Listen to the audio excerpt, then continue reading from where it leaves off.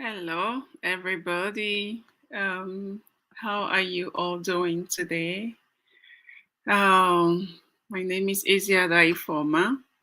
So today we want to look at Akurolo. The Oziekene we are doing today is to thank Umu Igbo who are thinking home.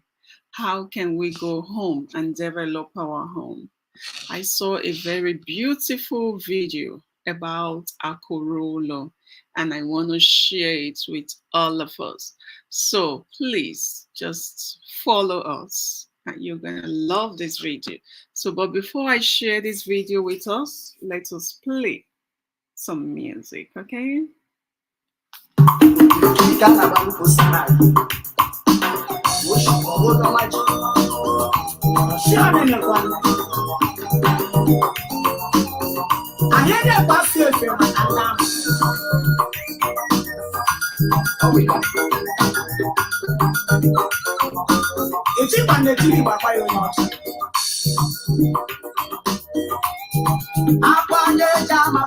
Something you know that Paramaya can be you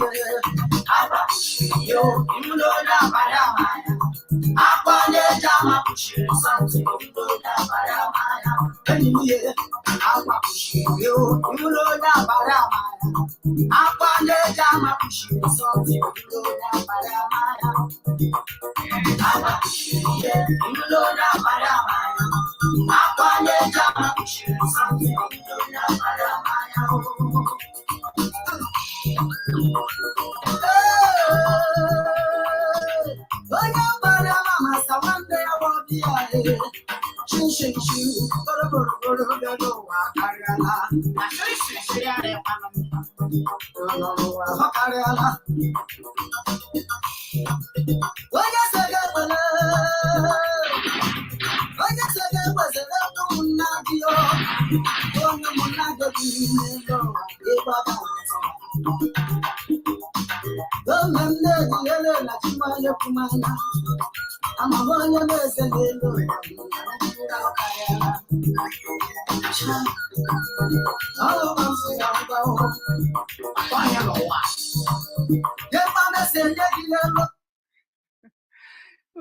Ego nwanne anyị nwoke gụrụ anyị na akwa anyị ma na enwere ihe ejiri ekpuchie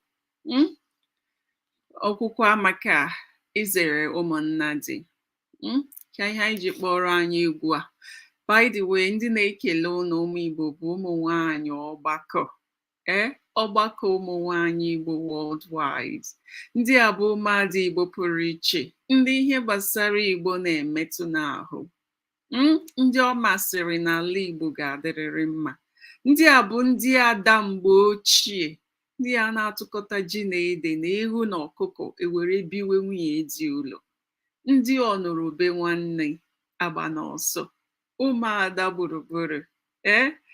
So ụmụada ọgbakọ bịara taa ka anyị kelee ụmụ Igbo, were kwuo maka akụrụ ụlọ. Isi na ị nwere ego na ị nwere ego gị o ruo n'ụlọ, akụ gị o ruo n'ụlọ. So before anyị continue, ozi ekene anyị jiri bịa taa bụ ikele ụmụ Igbo ndị welagoro akụ ha ụlọ, ndị akụ ha rugoro ụlọ, maka na akụ ruo ụlọ amara onye kpara ya. Ọ bụrụ na akụ gị nọ ebe dị iche iche, I am opening a building, I am opening nke, I am opening nke ọzọ, ọ bụghị n'ala Igbo ka ị na-open ya, akụ gị erubeghị ụlọ. Anyị ebegide n'akwa maka ihe ndị a na-akụtusi, ọ kachasị na Lagos, a na-akụtusi ihe niile dị iche iche. O nwere vidio anyị hụrụ, ụmụ nwanyị ọgbakọ hụrụ maka ihe a na-akụtu na gọvanọ Mba, nwanyị nwoke na-akụtusi ihe. Biko akụtuzina, akụtuzina biko. Before ị na-aga akụkpam n'ala Igbo, dị sure na ị relocate go ndị nọ there, settle ha very well. Anyị achọghị ịma ma ọwụ ala gọọmenti ma ọwụ ala gọọmenti, because before ndị ahụ arụ ụlọ ahụ, enwere Ministry of Land, nwee Ministry of Work, Ministry of Works that will lead them aright. So even that those people did not do their jobs, our people are not supposed to be the people paying for the negligent in the Ministry of Works and Ministry of Lands and ihe ndị ọzọ, because onye ọbụla rụrụ ụlọ nwere ndị na-ahụ maka ya. So let us do the right thing at the right time. Gọvanọ Mba anyị ka ebo biko akụtuzina ihe Umu Igbo. Anyị na-eme ka akụrụ ụlọ. Onye ọbụla anaghị akụtu ihe, you are not doing us any good. Anyị ka na-ebe akwa nke akụturu na Lagos, which we are fighting because Lagos State Governor enweghị ihe a iji kụtusiwe ihe ndị be anyị na-emebisi akụ na ụba Umu Igbo. So anyị agaghị na-ekwu nke ndị ama na-eme anyị, bịakwa na-ekwu nke ndị ụlọ. So biko onye akụtuzina. So ahụrụ m this video, nsị ka m share ya. Ka m share ya so that onye ọbụla ga-anya. How best can I position this? So ka m bido ya. Ama m na a lot of us are running. The video where you see for inside this news now is called a Lions Business Park. Igbo people don't wake up. This Lion Business Park is situated in Enugu in the southeastern part of Nigeria. When I listen to the entire news, come check the landmass on my shop. This Lion Business Park you are seeing is situated on a landmass of 2,000 hectares of land. When I see them, I shock. They said this Lions Park will be housing agricultural sector, residential homes, industrial park, hotels, amusement park, and so many others. They say any Igbo man, whenever go invest for this Lions Park, send you to do yourself, if they break your house, if they destroy your building, demolish your house for any part of Nigeria. Now you sabi, as I watch this Lions Park, I say true, Igbo people na get sense. This Lions Park is another industrial gold mine for the southeastern part of Nigeria. It's another industrial gold mine for every Igbo man. Is another commercial hub for every Igbo man.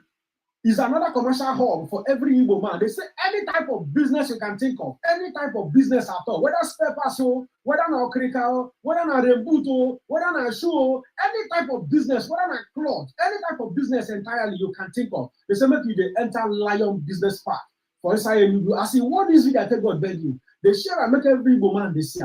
My name is Osita Chidoka, and I bring you good news from Enugu State, Nigeria. The Lion Business Park is a well-planned greenfield project located in Enugu State, Nigeria, with well-zoning regulations on commercial plots, industrial plots, educational institution, technology hub, and markets. It's a city that is secure, provides you with ample opportunities for 24-hour power, water, and all the infrastructure built to world-class standards. The Lion Business Park is an industrial operational hub that takes advantage of the commercial base located around the southeast and the Nigerian market. Onitsha market is less than 1 hour away from the Lion Business Park. The Aba market is less than 2 hours away from the Lion Business Park. It sits on the old narrow gauge running from Port Harcourt to Maiduguri. It also has access to the 3 seaports in the region, the Calabar Seaport, the Oni Seaport, and the Port Harcourt Seaport. It sits 30 minutes away from Enugu International Airport, Anambra Cargo Airport, about an hour away from the Owerri Airport, and about 3 hours away from the Port Harcourt International Airport. It is also located on the Trans-African Highway. That makes it possible for us to take advantage of the African Continental Free Trade Agreement. It is also an opportunity for you to export to the United States of America through the African Growth Opportunities Act. It is an opportunity to provide the industrial base for Nigeria's next growth phase. The Lion Business Park is a free trade zone. The free trade zone status offers you exemptions from. Well, there is no child's play about this Lions Business Park. Our people say that charity begins at home. Ụmụnne m, unu anọ ya, unu ewerele ntị unu nọ. Ego ibu buru gawade, get a space. Alaigbo niile nwere ala juru everywhere. And come to think about it, this time around, unu hụrụ ihe na-eme na agụụ akarịana. Agụụ akarịana na Alaigbo. Agụụ akarịana na ndị gbara anyị gburugburu. Unu gee ntị, enwe na ndị ọchịchị steeti na-asị si ebuzikwana nni aga na Alaigbo, si ebugaziri na Umu Igbo nni. Unu ahụrụ ihe a mere n'agha, onye ha na-achọ ka o mee ọzọ, ka agụụ ogogbo wezie Umu Igbo. mana ọ gaghị na-eme ọ gaghị eme. Ofu osisi anaghị ama mmadụ n'anya ugboro abụọ. Ndị be anyị atụ ilu ọzọ si na agadi nwanyị daa ada nda abụọ agụọ ihe o bu n'ọkpa ọnụ. So ụmụ Igbo, nke a abụghịzi ịnọ na-akọsa akụkọ, na-ekwusa okwu, na-emeso mkpọtụ. Ugbu a bụ agriculture adị na mkpa. We must increase our food basket n'ala Igbo. Anyị ga-eme increase our food basket. Unu ma na anyị anọrọ na anyị bụ ego, anyị na-azụ ihe niile. Anyị zụọ anụ, anyị azụọ azụ, anyị azụọ nka, anyị azụọ onions, anyị azụọ tomato, anyị azụọ ihe niile a na-azụ azụ, anyị na-azụ. N'ala Igbo, ịchọ ịkọ ọrụ, ichewe mgbe mmiri jiri zoo. Ọ wụghọzi this time around. Onye chọziri ịkọ ọrụ, a nwere irrigation farming. Ewere mmiri a connect ya around the farm area. Farm ihe a ekwesịghị inwe season. Ma mmiri ozoro ma mmiri ezoghị, ọrụ anyị na-aga. So biko, ndị ọdịnaka n'ala Igbo, anyị ma na enwere organizations dị iche iche na planụ how to increase our food basket. Anyị na-arịọ community by community ka unu wepụta ala. Ndị eze, biko, anyị ma na ọ na-agbacha n'ọsọ hapụ ala Igbo gbalaga. Ụmụ nwanyị Igbo na-ajụ na ebee ka unu gbaga, ndị eze ala Igbo? Mmiri ọkwa oju na-awụ ọnụ. Ndị eze ala Igbo, ebee ka unu na-agba aga? Na a na-achụ gị ọsọ, a na-eme nka, ịhapụ ndị na-achị gbalaga. Ọkwanọ maka na anaghị eme onye vacate esi tie ọzọ ewere. By now, ndị eze a gara iwerechago oche unu n'ofu n'ofu. Unu ahapụ obodo unu na-achị gbalaga. N'uche nọọsọ nsọ na politics ka a na-eme. Onye pụọ, enwere ka plan ọkiu a narị ya oche. Unu chọrọ ka ebido imewe traditional queue. Onye pụọ, onye ọzọ anarị oche ya were chịwa ọchịchị. Because amaghị m otu unu ga-esi hapụ ubi unu maka na o ruru ahịhịa. Mmadụ adịghị mma iji ubi ya maka na o ruru ahịhịa. Ndị eze ala Igbo, laanụ bụ unu ga-amezi ala Igbo. Laanụ n'ebe unu na-achị, maranụ what is wrong na your community. Ndị eze agbalaga. Town union president nwe onye na ya. Onye ọbụla ngwere ọsọ, oke na ngwere ọsọ, everybody ọsọ. Ọwụ n'ihe a ga-anọ. Eze ga-anọ n'obi ya. Onye bịa ọ nabata ya, mere ya ọjị, agba izu eji emezi obodo. Eze hapụrụ obi ya gba ọsọ. Eze dị otu ahụ. Eleghị ụmụada na-ajụ, ị na-agba aga ebe? Ịgbazie pụọ, zọpụta onwe gị. What happens to your subjects? Ndị ahụ ị na-achị, you abandoned them by running away. Anyị ma na enwe insecurity, but it is not an excuse for onye eze ịhapụ obi ya gbalaga. Ụfọdụ eze anọ n'obi ha, they hardly come back home. Ebe ị nọ na Kafanchan na-achị ndị na-achị. That's not how it works. Because they are not within the people and feel their pains and their pulse. Eze is a traditional system of government. Unu nara mpara. Government na-akwụzi unu ụgwọ. Unu echefuo na eze is a traditional government of its own. Traditional system of government of its own. Eze nwe ọha nwe eze. Eze ga-anọ n'obi ya lete ndị ọ na-achị. Secure his kingdom and his domain. Ọ na-ahapụ gbalagasịa. Oke n'ọhịa ngwere n'ụzọ. Asị insecurity kenka, mana eze agba n'ọsọ. Onye ga-echekwa obodo? Ọ bụ eze ga-ahụ na ihe na-emebi, kpọọ obodo ya oku, si onye ọbụla bịanụ. Enwere ekwe a na-akụ mgbe gboo, ekwe zuzugbo. Ịnụ ha na ekwe ahụ ada n'ebe ọbụla ị nọ, ịgbara na-aga maka na eze na-akpọ oku. Ugbo eze enweghịzi ugwu. Because eze bụzi eze gọọmenti. Because eze bụzi eze na-agba ọsọ. Eze na-agba ọsọ hapụ obi na a na-achụ gị ọsọ. Onye na-achụ gị ọsọ bụ onye. Unu ụnụ ma nọ ihe ụmụada ji na-ewe iwe si na eze ga-abụ eze amụrụ amụ, ọwụ eze echiri echi. Onye kpata ego echie ya eze, azọ eze echie ya, echizie gị okwu da ịgbalaga ịgbahụ, hapụ your community gbara gaa ebe ị ga-adị safe. Ịdịzie safe, what happens to your community? Ọwụ eze ga-asị mba na a na-egbu ndị be m, na a na-emebiri m ihe, ya kpọọ ya tinye ekwe zuzugbo ozuzugbo, onye ọbụla apụta imezi obodo adị mma. Anyị ma na ihe na-emebi maka na ndị eze anọghọ nso, ndị president generals anọghọ nso. Ụmụ anyị ndị nọkwu na politiks agbapụcha, hapụ anyị n'ala Igbo si onye ọbụla chiwazie onye ọbụla zọwa onwe, ọbụna nga anyị ga-anọ. Biko ụmụada na-ayọ ndị eze, anyị ma na ihe adịghị mma, mana chegharịanụ, ruo na eruo. Ụnọ hapụ obodo ụnọ pụọ, onye ga-echekwa obodo? Ọ wụ eze ga-agba izu echekwa obodo, maka na eze bụ onye isi obodo, onye isi omenala, onye isi udo, onye isi nchekwa. Anyị na-ayọ ndị eze, biko bịa Chineke unu chekwara anyị ala Igbo. Na-ayọ ụmụ anyị ndị obi dike, biko hapụnụ ka emezie ala Igbo, ka ala Igbo dị mma. Unu hụ na agụọ na-abata o, bikos na ndị mmadụ a na-agazi n'ọrụ na-aga akọ ọrụ dịka ha na-akọbụ bifo. Agazie n'ọrụ ugbo nsogbu, aga ebe nsogbu, aga ebe ọzọ nsogbu. Ọwụ n'otu anyị ga-anọ. Anyị ga-anọ mmadụ na-emenụ mmadụ. Anyị agaghị anọ mmadụ na-eme mmụọ. Ọ bụkwanụ na agwọ akpa ha agwa ya, ụmụaka ga-eji eke nkụ chema wee riri. Ka ahụ bụ nke bụ eziokwu. So ka anyị mezie ala Igbo. Ihe anyị bịara ikele taa na ozi ekene, unu ma na ozi ekene Igbo Global Network na ọgbakọ ụmụ nwanyị bụ Worldwide Foundation gbakọrọ aka ọnụ wee na-ebutere ya ụmụ Igbo n'ụzọ dị iche iche.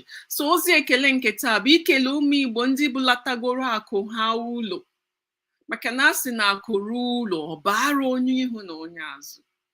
Unu hụrụ egwu anyị kpọrọ izizi maka ndị zere nna di. Ugbu a ya na-asịzi zere ụmụnna di. Ụmụnna di ugbu a na-asịzi zere ụmụnna di. Ọ bụrụ na ọ gị ma otu esi ejebe dibịa je gwụọ nsị na aja ka eji egbu mmadụ, nke a na-eli eli, nke a na-agwụ agwụ, nke a na-akụ akụ, nke a na-efe efe, ụmụada Igbo gburugburu si ugbu a anyị na-achọ imezi ala Igbo. Ụmụada agbakọ n'ọnụ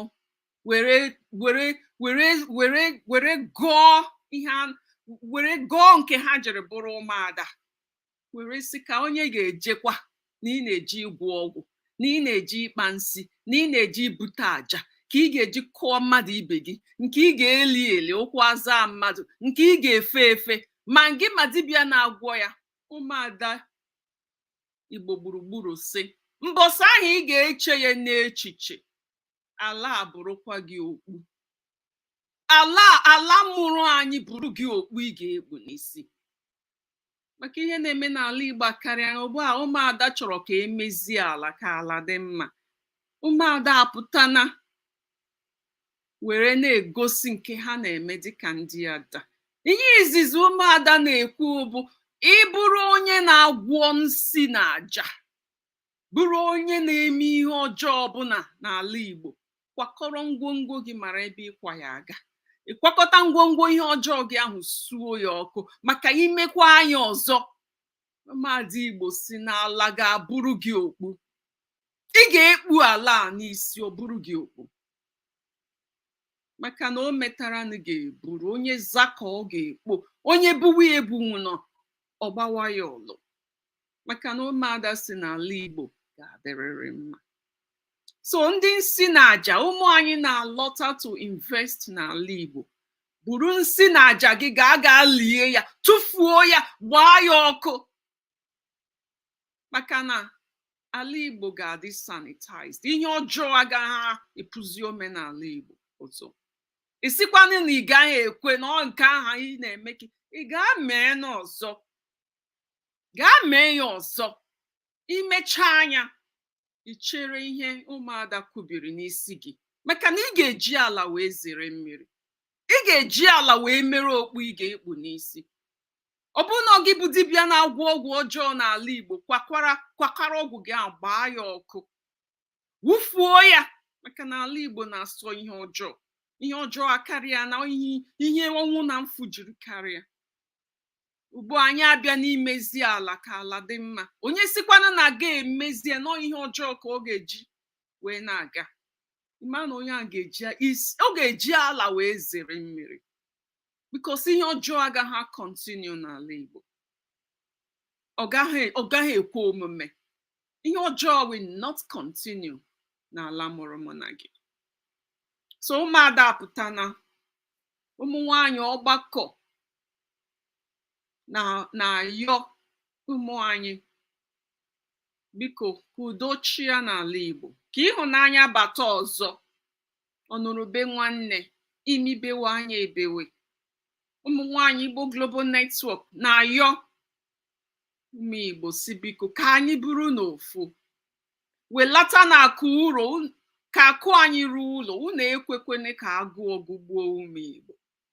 Cheta na mgbe e nyere anyị tọrọ na afọ, unu ama ihe ndị nna nna anyị ha mere, unu ama ihe ndị mbụ na ndị egede mere.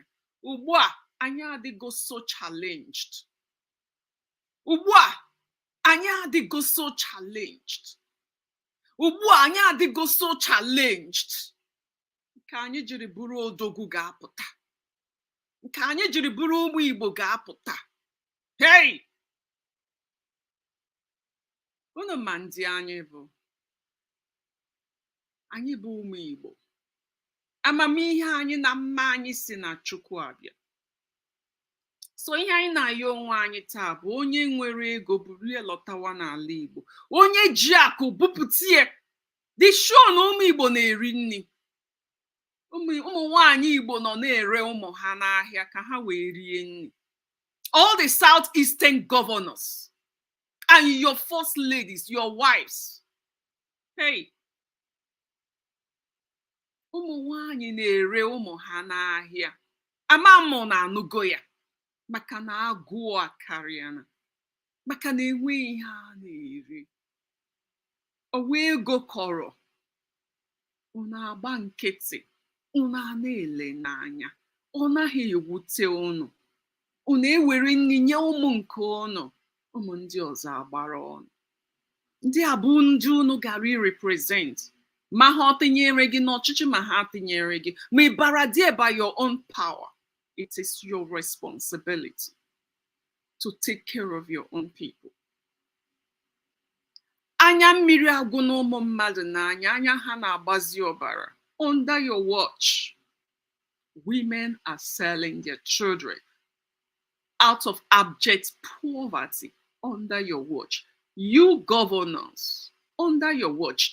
Several times when I go to the social media and look at how hungry Nigerians have become, I cry for our people. How hungry communities, how people are hungry here and there. I cry for our people. Where is the government? Where is the government that is supposed to care for these people?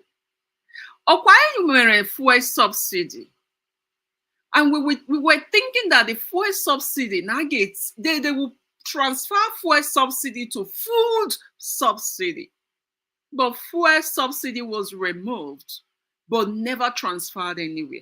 Where are the monies? There is nothing to eat. What about fuel subsidy that was removed? Why not put it into the food subsidy so that people can eat? Look at the United States of America. There is food for everybody. Food is the least worry of anybody because there is a government that cares for their people. There's a government that have this human flesh and blood running in your skin, a system that is working for the people. What is happening with governance in Nigeria? What is happening with governance in Nigeria? And people are comfortable watching others die in penury. Widows, orphan children, vulnerable children. No one to look out for them. No one to feed them. No one to care for them. And yet we have a government We have a government and they are comfortable pushing money to look and crannies where we don't need to push monies to. People are hungry. Your citizens are dying of hunger and starvation. There is no food and you don't care, and you're supposed to be a government. We are calling on your consciences. We cannot flog you. We cannot fight you. We Igbo women, we are appealing to your consciences. Remember that these are human beings just like yourself. You don't know what tomorrow will look like. This world is very empty. Today you are here. You don't know about tomorrow. Do good to people around you on your way up. You will definitely need them on your way down. Some people, when you find yourself in political offices, you think the world is under your feet. No. The world is not under your feet. You are a human being and your life stops somewhere. And the best part of it is you don't even know when or where or how. So we don't want to overflog these issues. But we are calling on the government. We thank the governments that are working. Governor Oti of Abia State, we are so thankful to you. You're doing a great job in that state. We have so much to talk about your government. Within few stay in office, you have made huge impacts. That tells good of your managerial acumen. I want to be governor. I want to do politics. I want to win an election. Now you have it. What are you doing with your offices? The wives of the governors, what are you doing with the office of the first lady? We hardly hear about you or your projects. Igbo women are lamenting, calling on first ladies. What are you doing with your offices? What is the Ministry of Women Affairs and Social Services for? Where are your pet projects to support women and children? The wives of the governors, where are your pet projects for women and children? What are you doing? You just want to answer first lady? You are warming the office? Is a bench warming exercise for you? You don't care that women are selling their children? It doesn't make any sense to you? And you think it's something ordinary for a woman to wake up and decide to sell her child. Do you know the pain in the heart of that woman? And it is under your watch as a first lady. Please get up and do something. We cannot fight you. We Igbo women are calling and appealing to your consciences. Get up and do something. It could have been you that is that poor widow out there. It could have been your child that is that orphan out there without food. It could have been me. It could have been anybody. Do not forget. It could have been you. It could have been your relative. It could have been anybody. So please, put your offices into good use and help these people. Help them. Poverty is real. Hunger is real. Starvation. These are real life situations, and people are passing through those under your watch, and you can do something to help them. So Obakomo Igbo Worldwide Foundation and Igbo Global Network, in Oziekene for today, we are thanking all the good and generous people out there. We read your stories every day. You make this world beautiful. You gladden our hearts, and we love you so much. We don't know how to appreciate you. You make this world beautiful. And we say you are a warrior of kindness if you're doing good out there. And for those who are not on that route already, please try and get up. Do good. It pays. You don't know one good you are doing today, what it will bring your way the next minute or even seconds. God is in control of my life and your life, and even the lives of those vulnerable people out there. So please don't be the reason why someone is suffering. Don't be the reason why someone is in abject poverty. Don't be the reason. And remember, the most important to Umu Igbo, Aku ruo ulo. Aku ruo ulo, amara onye barrier. This is the time. We have been waiting for this time. And here it is with us to make Alaigbo a developed nation. To make Alaigbo a developed nation. To make Alaigbo a developed nation is a call, and I hope you answer. And we hope you all answer. God bless you all. And it is Ozie Kene. And from me to you, enjoy the rest of your day, and you'll see us again soon. Bye for now.